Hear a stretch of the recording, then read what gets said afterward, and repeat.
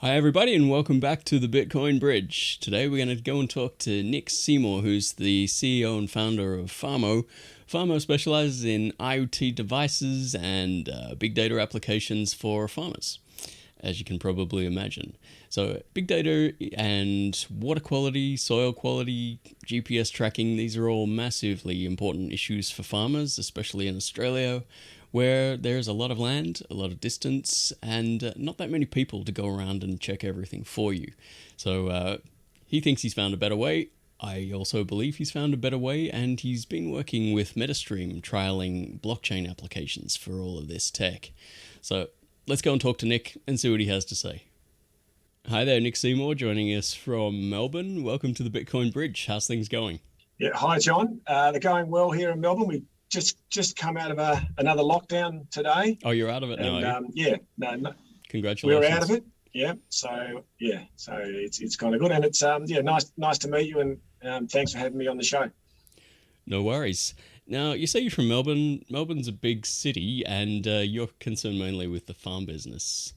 What I want to talk to you today is like how much the ag tech business has changed over the years. Because I grew up in a fairly rural town. It wasn't far from the city, but it was I still had farms all around me. I've never actually lived on a farm myself, but I've had a few friends who had farms, and my dad grew up on a farm. I visited lots of farms. I've watched my share of industrial cow milking and a bit of sheep ducking, that kind of thing. It's all great when you're 10 years old, but I know it's a lot less fun than it would be for a kid. So I want you to tell me more about the differences now. Like there were no, I didn't see any computers on farms when I was there in the 80s. Yeah, maybe not the 80s, but pretty soon after, they did start to introduce technology on farms in places like dairies, and there's always been a little bit of technology around the sheds and around places where you had power and you had access to some sort of communications. But what's really changed in the last 5 years is with the improvement of batteries and the addition of low power, long range communication technologies. Like there's one called LoRaWAN, there's NB-IoT, and satellite have also become cheaper. So all of a sudden, there are technological solutions to some of these problems that have been around forever on farms. So the problems that farmers have always faced are things like, do my cattle have water? Are my electric fences running, or are they broken? Are gates, open and closed? All of these things. How much rainfall, they'll know how much rainfall I got near the house, but how much did I get at the back of the block? All of these things have always been around, and it's only just now that we can solve these problems with what we call IoT devices, which can be placed remotely around the farm and run for a year, 2 or 3 years, just on tiny little batteries. So that's, it's changed quite a lot, and it's the what they call the adoption is just starting to kick off now. Okay, this is the next phase. Yeah, that was one of the things I wanted to ask you about. Over what time frame has this IoT device thing entered the farming business? Just in the last couple of years. Yeah, look. Literally, it's it's 3 or 4. It's really the last 3 or 4 years that this.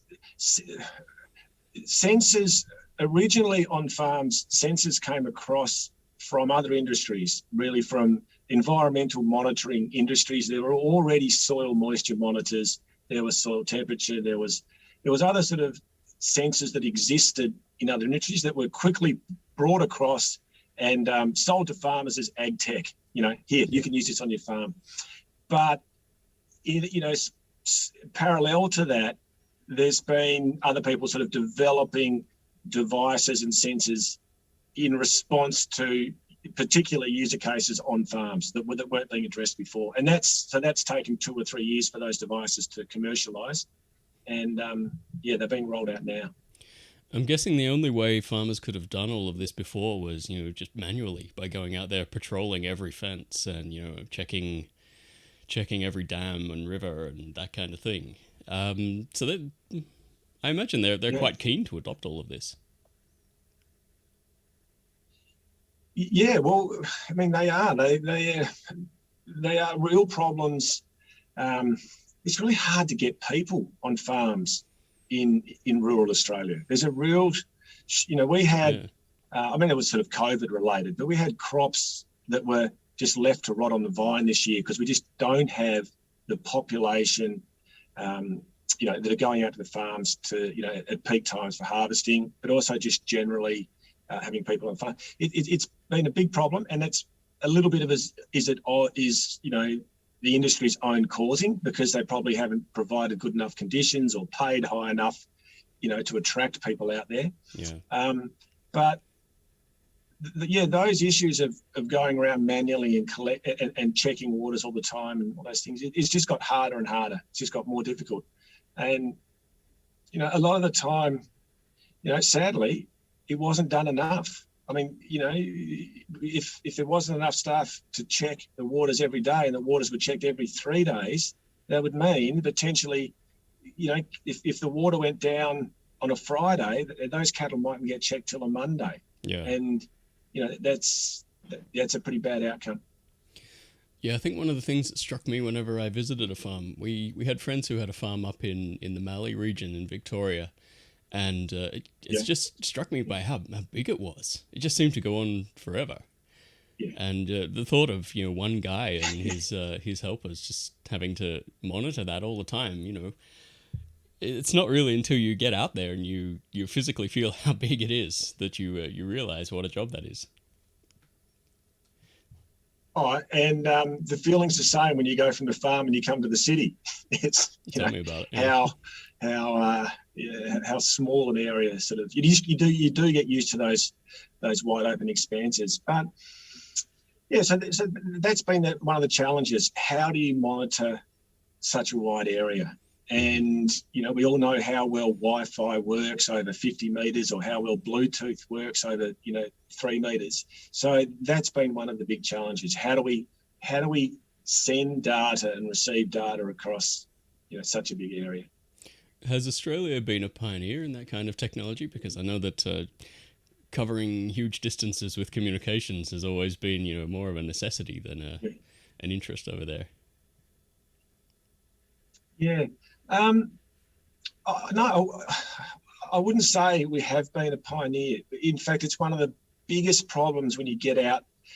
Lack of connectivity is one of the biggest bugbears we have in rural Australia, because it's not economic for commercial providers to put up telecom towers, communication towers, where there's 50 people in an area of 50,000 square kilometres. Yeah. And so we basically, there's a lot of Australia that has been relying on satellite. Okay, and then satellite as a communication form, it's improving now, but before it was only available when the satellite was passing overhead, maybe 2 or 3 times a day. So you weren't getting a real-time service. You were getting, periodic reports. How many? I mean, if how many satellites are up there now that would be doing work utilized by? I don't know, but it's changing. I don't know how many, but it is changing quick. There's a lot more going up quickly, and just because of what we're doing, we get contacted by satellite companies pretty regularly to say, hey, this is what we're offering, as an option for connectivity, and it's becoming cheaper and more frequent. But it's still the most expensive of the communication options that we have. We've also got the NB-IoT option. What's NB-IoT? We've also got this. NB-IoT is I think they call it an LTE technology. It's a low data. It's similar to the 4G, but much lower data and much lower cost, and it goes a little bit further. It's got a longer latency, so you can. It's kind of well suited to devices that are reporting a few times a day, small bits of data like tank levels and those sort of things. We won't do video. It won't do that sort of stuff. Oh, okay. Yeah. So that's one thing. And then there's this other one. There's other one that's been really interesting for us is there's this thing called LoRaWAN, which is a long-range wide area network, and it's like Wi-Fi, but it goes 20, 30 Ks if you've got a really good line of sight, or sort of 5 or 10 Ks in an area with trees and valleys. So yeah, we find that with our devices, every farm is so different that we have to be prepared to offer 3 different communication models depending on whereabouts in Australia the farm is. Right. Is that to do? So it's a bit confusing for the end user. Yeah, I can imagine. Is that mainly to do with the terrain? Whether it's sort of flat and dry, or a bit more hilly and forested. No, it's more to do with the density of the population. So right. in some areas that are quite dense, local councils are setting up these LoRaWAN networks already, and so if you've got that network already there, that is option number one, absolute cheapest for both the device and the yearly data cost. Then maybe half of Australia is covered by this 4G NB-IoT network. So then if you're in an area that's like that, again, that's a sort of density related rollout. You've now got 2 choices, and then you go further out in Australia, and those 2 choices just don't exist. You've got satellite or nothing. So it sort of depends, where you are in Australia. But the hard thing is, when you're talking to the end user, having to have that bit of a discussion, it's look, you've got to make a choice. You can choose satellite, which is the most expensive. It'll work anywhere, or you can choose one of these other 2 options, which are going to be a lot cheaper for you in the long run. It is one of the challenges at the moment with, the adoption of devices, because, you don't want to have that conversation with someone straight off the bat, do you? 3 technologies to get your head around, and all you want to do is know how much water is in your tank. But yeah, I guess it's a trade-off. You can save a lot of time and labor, but you've got to learn about all this technology that you may not have wanted to know about before.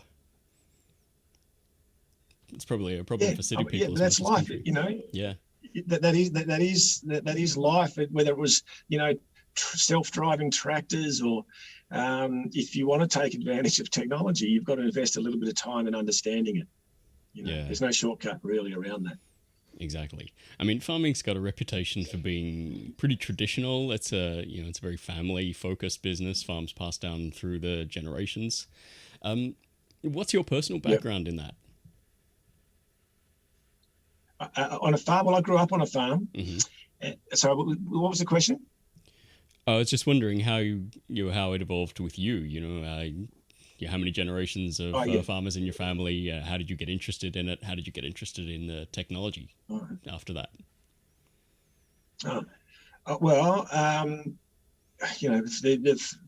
Farming has been in my family basically since they immigrated a long time ago. I can't remember the exact date, but a fair while ago. Not very long in the total history of Australia, but a long time ago in the European settlement part of Australia, so 3 or 4 generations. I decided to leave the farm and go and do other things in my mid-20s, and I just sort of went on a bit of a life journey through. I thought for a moment I was going to be the world's greatest furniture designer, and so I was doing that for quite a long time, until my wife told me that, according to our bank balance, my furniture design was actually pretty crap. So I changed my career a little bit to furniture buying, and that was a far more sort of sustainable career for a while. But anyway, I ended up back in Melbourne, and working in Melbourne, but my dad was still on the farm, and by this stage he was in his mid-80s and just getting a bit too old to do the the physical tasks. So I started driving up from Melbourne to the farm. Did you say he was back, which he's is in a his 4-hour mid drive? 80s? Yeah. Mid 80s and just starting to get a bit too old for the physical task. Yeah, I know. His attitude really dropped off. He really started to slacken off. Yeah, very disappointing for the old fella. Oh, but they're getting soft. No, he's great. No, he loves it. He absolutely, a great day for him is just coming out and, and going around and casting his eyes over the cattle and, reflecting, how this season, compares to other seasons and all of those things. So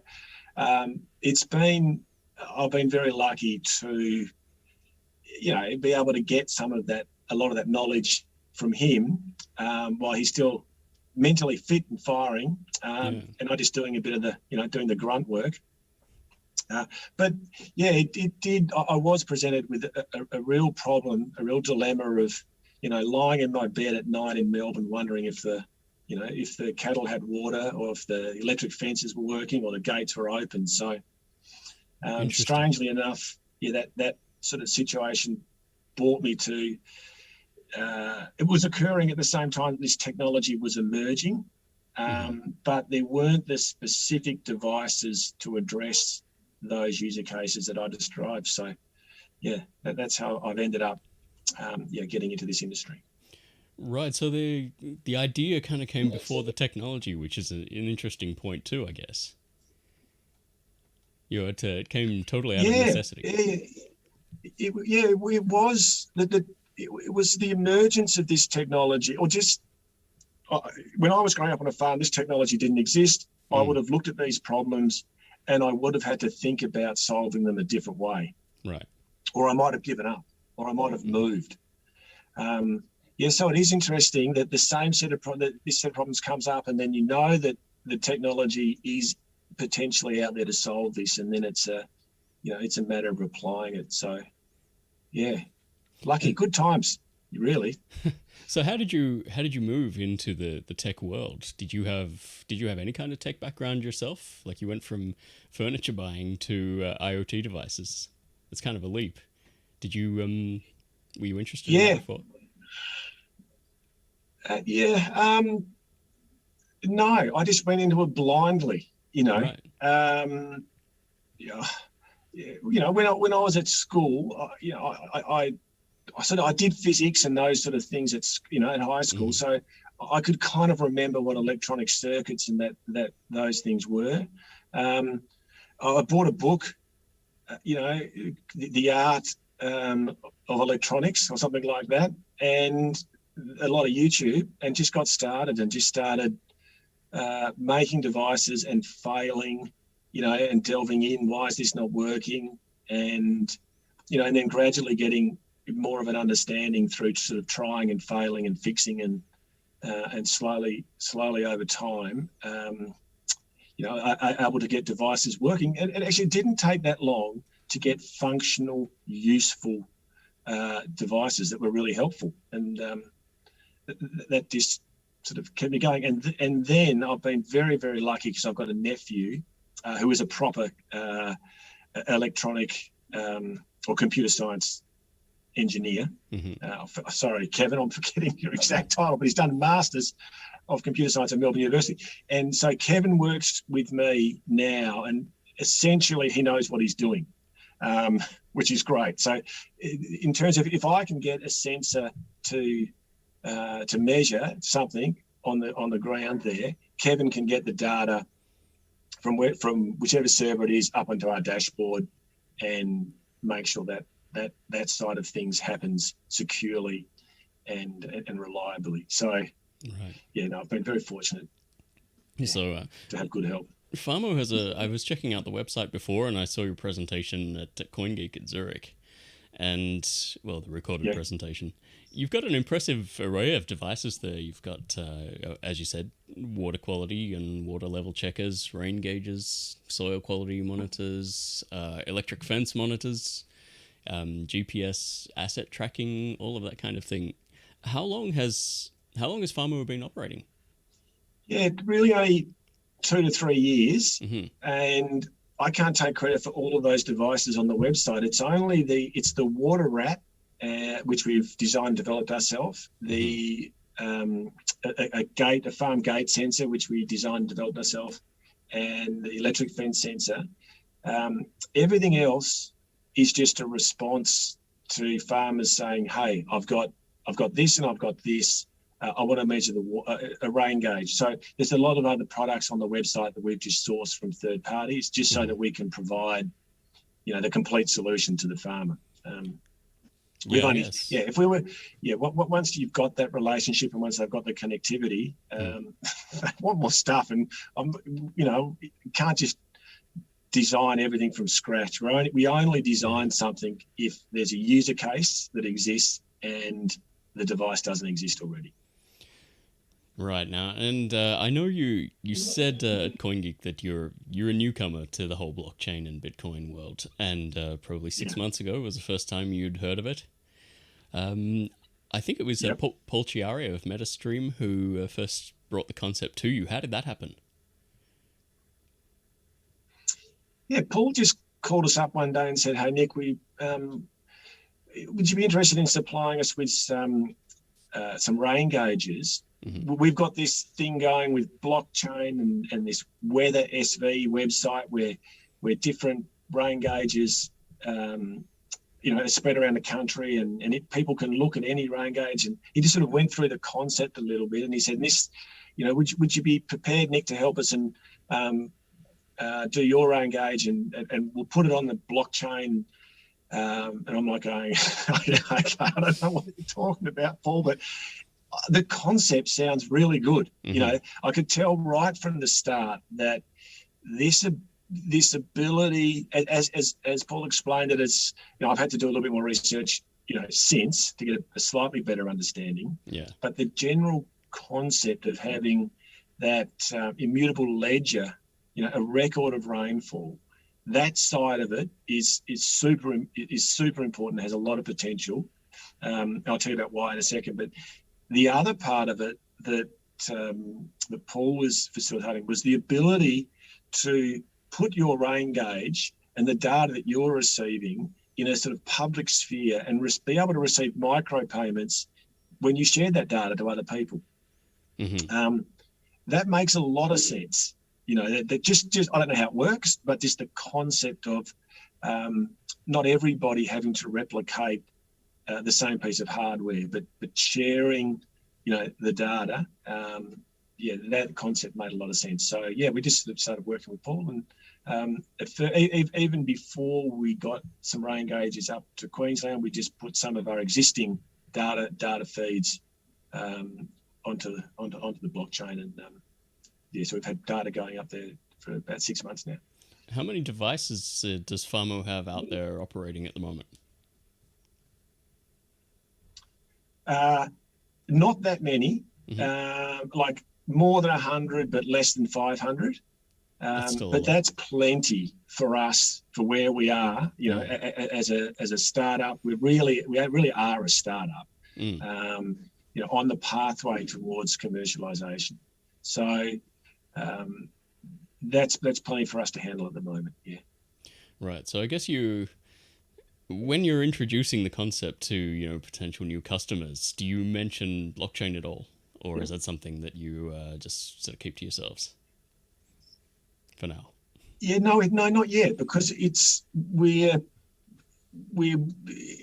a trial, that we're doing with Paul's help, Hmm. and we're just waiting to see how we're going to offer it as a commercial option to people. I mean, I'm hoping, in 6 months we can say to a farmer, "Right, here you go. You can buy this rain gauge. You can put it on your property, and it's going to cost you $300 for the rain gauge. It's going to cost you $75 a year for your data subscription, and then you've got this option to register the rain gauge, share your data via this blockchain technology, and receive micropayments. And you might end up, rather than paying $75 a year, that might be earning you $50 a year, that rain gauge." So yeah, hopefully it's just going to be another option that it just sits there seamlessly. And some people will say, oh, I'm not interested. And other people say, yeah, that's great. So yeah, well, hopefully we can see it within 6 months out there as a commercial option. I guess the first time you heard about blockchain from Paul would be a very similar experience to how the farmers would think when you arrive there and tell them about IoT sensors. You know, it's just like, oh, this sounds interesting. A little bit. Yeah, but I think the thing is, IoT, it's a fairly clean slate, and when you got the opportunity to explain it, I think people, farmers, when they hear of blockchain, first of all, their mind's going to go to Bitcoin, and it's going to be it's probably going to be a little bit of untangling. Yeah, that's right. So, but you know, it is quite technical, and you know, I find that the hashing and that sort of thing quite hard. But the actual concept of a ledger where every line is sort of linked to the line above, you know, I think people get that and they understand the value in that kind of concept.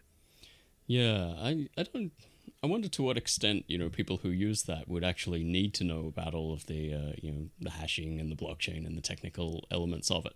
You know, as long as it works for them. Yeah. They don't, but I think people do need farmers. They are a little bit different in the sense that they're not really happy just to go, yeah, I got it, but I don't know how it works. Because forever, if something breaks on a farm, you know, it's 4 hours and probably a week for someone else to come and fix it.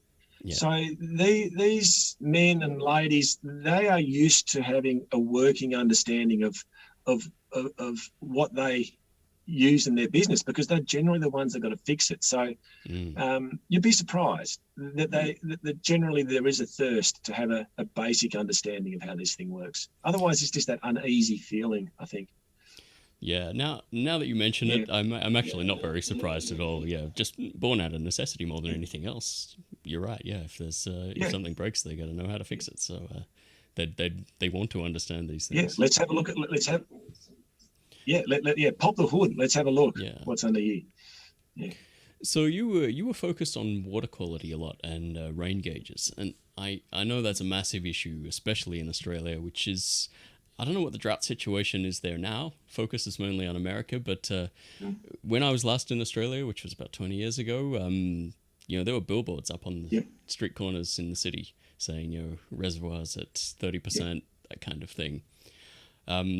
What's that situation like now? Is it still a big issue? I know it's a pretty dry country anyway, so it's always kind of an issue. So yeah, tell me about the importance of water and water quality.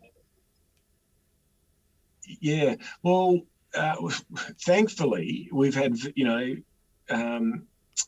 so many parts of the country have been in really bad drought for the last 3, 4, 5 years. Right. And that situation has improved dramatically this year. This last year, a lot of those people have finally got good rain.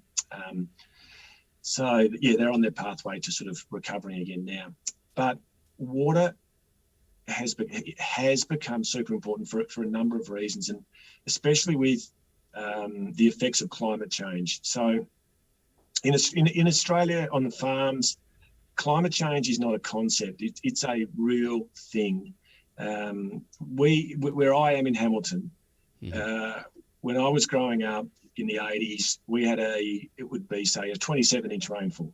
And now it's a 24-inch rainfall. So what has happened is if you want the same rainfall now that you had 30 years ago, you have to buy a property 100 k's south.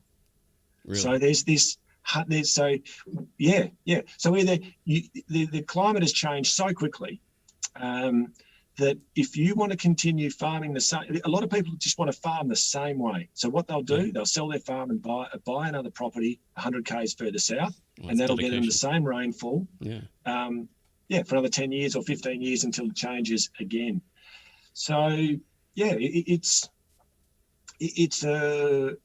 is a reality that everyone's dealing with and adapting to. Now,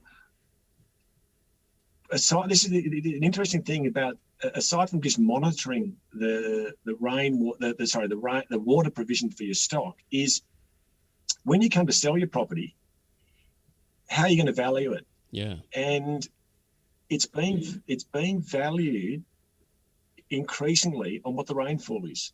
Okay, because that's a limiting factor in a lot of the production systems. Now, say 100 years ago you're going to sell a gold mine, you might fudge the gold sample reports, to say, we've had some great, some great sampling, some great initial trials and testing in these gold mines, and I'm sure that happened a lot, and the gold mine would be sold. Now, so there will be the temptation to do that when you're selling a farm about the rainfall reports. So this is where the blockchain data is so much more valuable for something like rainfall than just unconnected data points sitting in a file somewhere or in another way. You really need a verifiable, immutable record to go alongside this of rainfall, to go alongside the sale of that property, to value it properly. So, this is just when blockchain comes across your path, you just think, wow, that's just perfectly made for that kind of user case.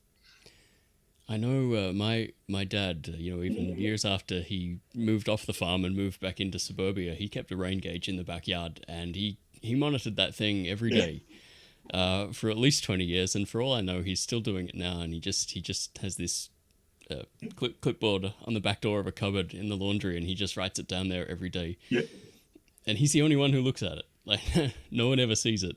I guess you can take the boy off the farm, but it just it shows how important that kind of data is. Even if you're not sharing it with people, you've still got to record it somehow just for posterity. Yeah, I was going to say John, one thing that reminded me of with your dad is, this is funny because when I set up the dashboard, or when I display the data about rainfall on a dashboard to farmers, I was wondering how we're going to display this. Is it rainfall every hour, rainfall every 24-hour period?